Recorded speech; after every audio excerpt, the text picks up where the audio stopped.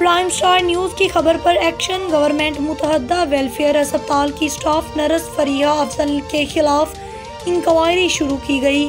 इस हवाले से इंचार्ज डॉक्टर नीलम सदीकी ने करप्ट नर्स के खिलाफ महकमे को खत लिख दिया। ज़राए के मुताबिक staff nurse Fariha Afzal corruption करके ट्रांसफ़र करवाने की नाकाम कोशिश की। डॉक्टर नीलम सदीकी ने फरीहा अफजल का ट्रांसफ़र रुकवाने के लिए महकमे को लेटर लिख दिया। नर्स फरीहा अफजल के खिलाफ करप्शन की मुतअद्दिद इंक्वायरी चल रही है। प्राइम स्टार न्यूज़ के करप्शन के हवाले से चंद दिन पहले खबर ब्रेक की थी।